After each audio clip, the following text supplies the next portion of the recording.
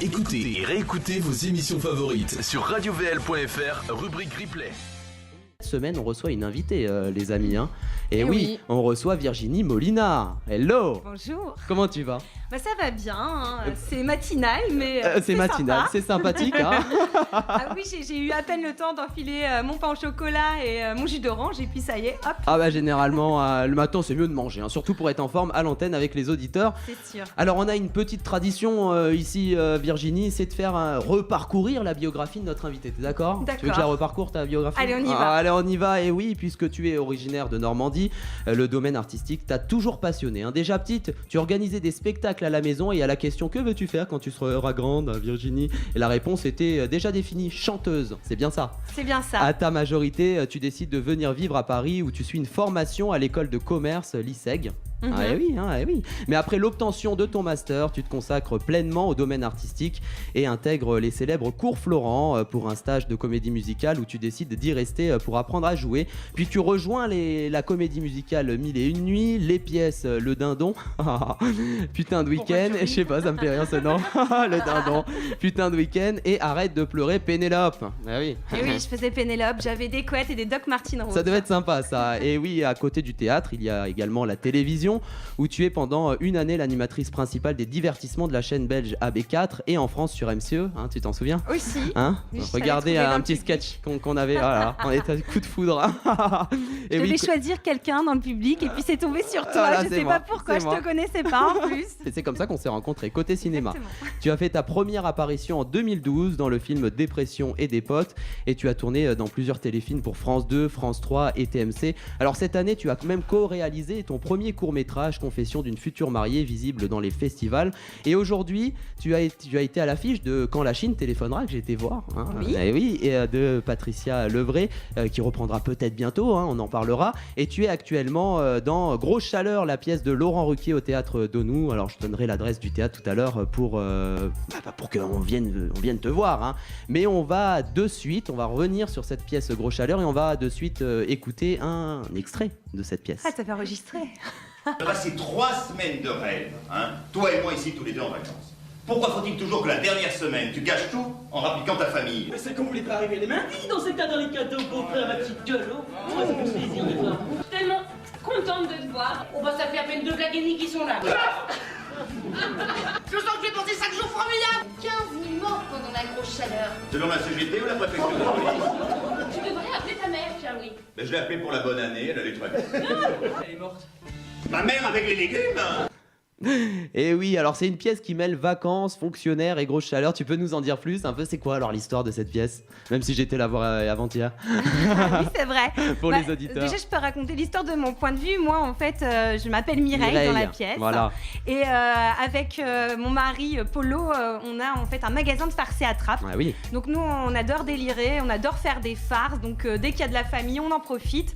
Mais ça les fait pas toujours rire, on va dire. Hein. Bah non, il est un peu sur les nerfs, celui qui vous reçoit. Pierre-Louis, exactement. Hein. Donc, eh bien, pendant cette grosse chaleur, en gros, eh bien, c'est ma demi-sœur, Marie-Sophie, qui nous a invités à venir passer quelques jours. Donc nous, on est très enchantés. Ouais, mais lui, et son mari est pas trop content. Voilà, il fait tout pour vous repousser. Hein. Je l'ai vu avant-hier dans la pièce. Hein. Pourtant, j'essaye d'être sympa. Hein. Bah oui, on voit t'es de bonne humeur en plus dans la pièce.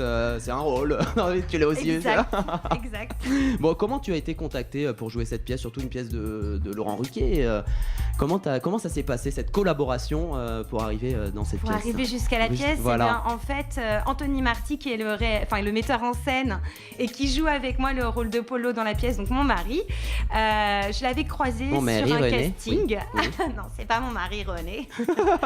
Mais je l'avais croisé sur un casting pour France 2. Ouais. Et il m'avait vu jouer. Et puis les mois sont passés. Et un beau jour, il m'a rappelé, il m'a dit écoute, là je voudrais monter la pièce Grosse Chaleur de Laurent Ruquier et je te vois très bien jouer Mireille. D'accord. Du coup, on s'est rencontrés, ça a fonctionné et on est parti sur Grosse Chaleur. Sauf qu'au départ, on n'avait pas les droits de Ruquier. Bah non. Donc, on avait attendre le théâtre. la validation pour. On avait la Comédie Gaumartin pour jouer tout l'été, mais on n'avait pas la validation de Ruquier. Du coup, on a décidé de monter une autre pièce qui s'appelle Quand la Chine téléphonera. Voilà, qu'on vient de citer, on en parlera juste après. Et 2 jours plus tard, le téléphone a sonné, Ruquier a dit oui, et on a pu monter cette pièce. Donc on on en a monté 2 d'un coup en 2 semaines. Et justement, tu nous parles de Laurent Ruquier, mais jouer dans une pièce de Laurent Ruquier, qu'est-ce que ça fait ? Tu l'as déjà rencontré, il est déjà venu vous voir pour voir un petit peu ce que ça donnait, parce que finalement c'est une sorte de reprise. Exactement. Cette pièce qu'il y avait, on se souvient à l'époque, Pierre Bénichou, voilà tous ces fidèles compagnons dont on va gêner sur Europe 1.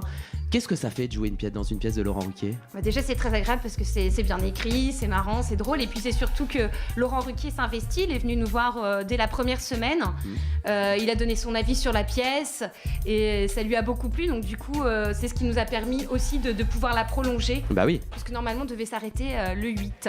Eh ben oui. Alors donc avant. Et on a eu Pierre Bénichou qui est venu dans le public. Ah lui, ouais. il ne l'avait pas dit. Oula, alors lui. On l'a vu au début. Marie Pierre Bénichou, hein, tu le connais. Je le salue. Je salue. Et ben, il était au premier rang et puis ça devait lui rappeler des souvenirs parce qu'il parlait pendant tout le long de la pièce et celui qui jouait Pierre-Louis avait la pression parce qu'il se disait mince, il y a Pierre Bénichou qui jouait mon rôle. Et au final, non, il a beaucoup aimé aussi. Donc on était ravis. C'est formidable. Donc c'est à retrouver du mardi au samedi à 20h45, le dimanche à 15h30 au théâtre Donou, qui est 7 rue du Donou, dans le 2e arrondissement de Paris. Donc on vous invite vraiment à aller voir. Moi j'ai passé.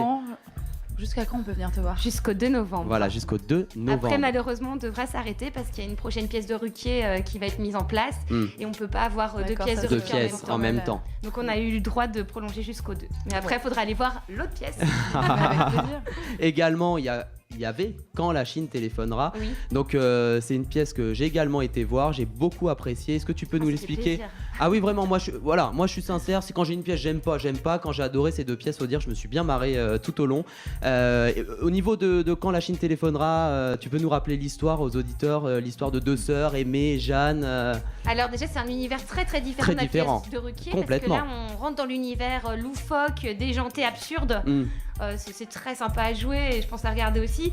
Ça parle donc de 2 sœurs. Il y en a une qui est un petit peu plus stricte, un peu plus coincée, et la deuxième qui est un peu plus apprentie comédienne, qui rêve de trouver un producteur et surtout le prince charmant. Et puis un beau jour, elle va comme ça dans une boutique, elle prend un camembert, elle le fait tomber. Il y a un beau jeune homme qui ramasse. Et là, c'est le coup de foudre parce qu'en plus il a une Porsche. Ah ouais, il a une Porsche. C'est une rencontre autour d'un camembert. Donc ça, voilà, c'est ça. Cette pièce, elle va donc peut-être bientôt revenir. Et après, ce que je dis pas, c'est que c'est son anniversaire, donc elle a invité cette personne.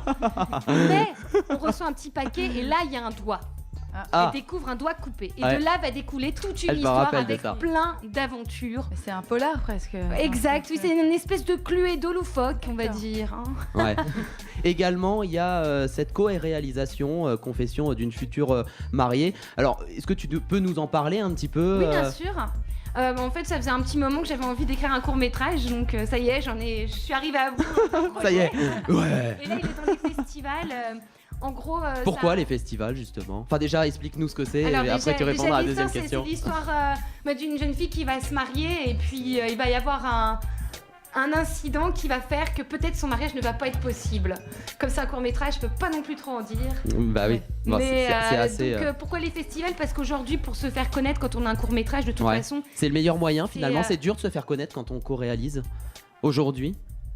Même quand on réalise, mais le chemin des festivals, de toute façon, c'est important. C'est la porte ouverte à toutes les fenêtres. Parce que de toute façon, un court-métrage, c'est fait pour ça.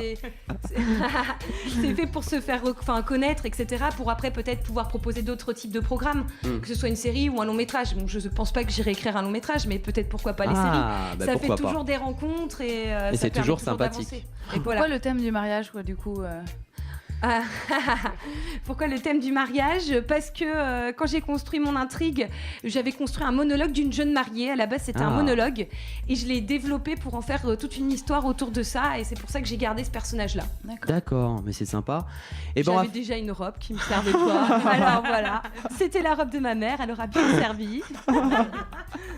On va faire un jeu qui s'appelle Tu es plus. Alors toi, tu es plus télé-réalité ou émission de divertissement, comme une émission sur l'actualité des médias ? Émission de divertissement. Cyril Hanouna ou Arthur ? Arthur. Ils sont... Ah ouais ? Pas Cyril Hanouna ? Non. Ah d'accord, bon. TF1 ou France 2 ? On a senti ta déception. Non. France 2, ça dépend. TF1 ou France 2 c'est dur comme question ça. Alors, les deux. Alors. Allez, les deux. Énergie 12 ou W9 ? W9. Ouais. Ça te saoule un peu le côté télé-réalité sur Énergie 12 peut-être? Il y en a beaucoup. Un peu trop. Après c'est la chaîne qui le veut. Hein. Voilà, Il y en a beaucoup sur W9 aussi. Hein. Aussi, voilà. À choisir, je préfère W9. Ah bon, RTL ou Europe 1? Europe 1. Europe 1, bah moi aussi. Il y a Riquet. C'est étonnant. C'est étonnant. On l'écoute, hein? Bah oui, Fun Radio ou Énergie? Énergie. Ah ouais. Et donc on revient un peu sur la télé-réalité. Parce que nous, on J'en aime... ai jamais fait. Hein. Non, je sais, mais justement, est-ce que t'aimerais en faire ou pas? Non. Non. Donc toi, t'es quelqu'un vraiment qui préfère te consacrer sur le côté artistique plus que... Exactement. Enfin, pour moi, si j'ai choisi de faire ce métier, c'est vraiment par passion. Par passion. C'est pas pour le plaisir d'être connu. Exactement. Pas du tout. J'ai envie de vivre de mon métier et de faire les choses bien et pas forcément être sur le devant des médias Bah voilà. pour rien du tout. C'est ça les vrais talents. Radio VL. Radio VL.